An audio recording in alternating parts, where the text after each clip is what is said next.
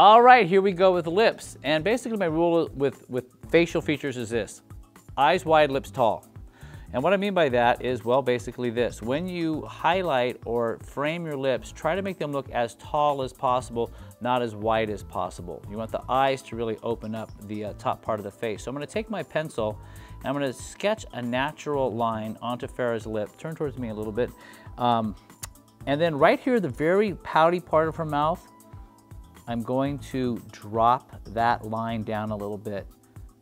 My pencil. I'm going to give it a little bit more of a shadow right there. So the lip is a little bit heavier and fuller, right? Now, same thing at the top of the mouth. I'm going to first sketch in her natural lip line. And you notice I'm not drawing a heavy line. Heavy line is definitely out unless you're doing something really dramatic, really runway. Often I don't use liner at all, but I want to show you how to shape your lips. So I draw in the mouth, and then if I want, from the peak of the Cupid's bow, meaning that little V, that little valley, right between the upper lip there, I call that the Cupid's bow. From the peak of that out about a third, I can actually, it's like a push-up bra for the lips. I'm just going to do a little bit of pencil up above the lip line, right there. So we get a little lower here, a little higher there, and it makes the lips look more tall. Very subtle, but definitely looks natural to the observer.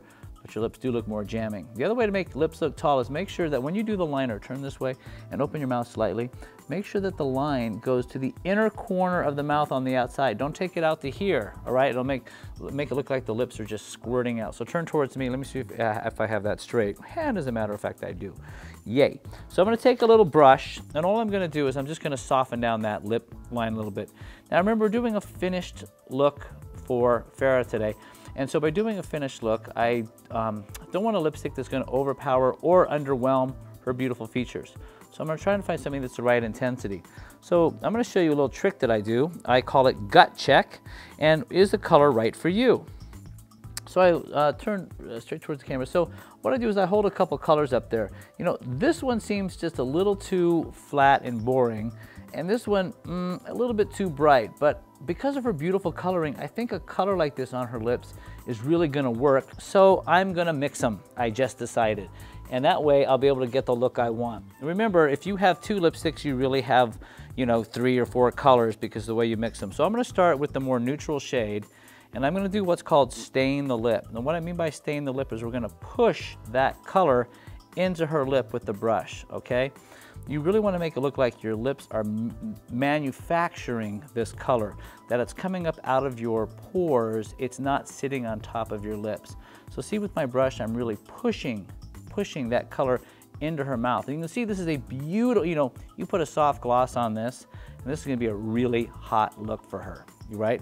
Because the eyes are, you know, a little bit deeper, the lips a little bit softer, and this is just a super sexy look. There, you know, no doubt about it. However, I want to create a more balanced look today. So you see, at every step of the road when you do your makeup, you know, you can always turn left or right depending on which direction you want to take your makeup.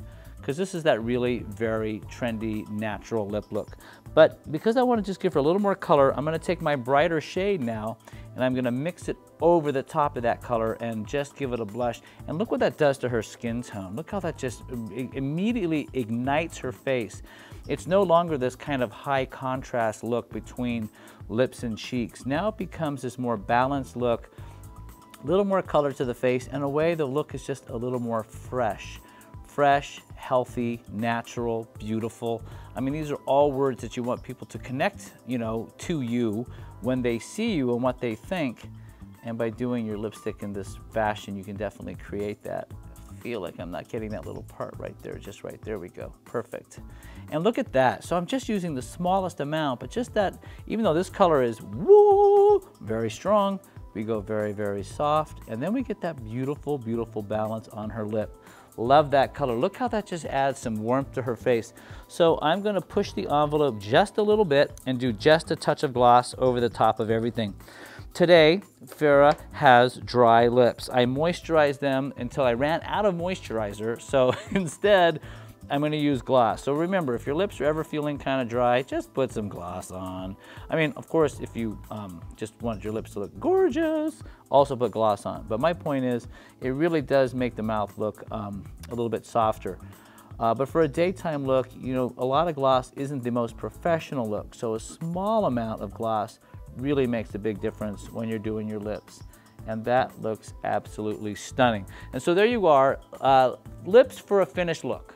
If you're watching this at makeupgourmet.com, I've listed my current favorite products to achieve this look.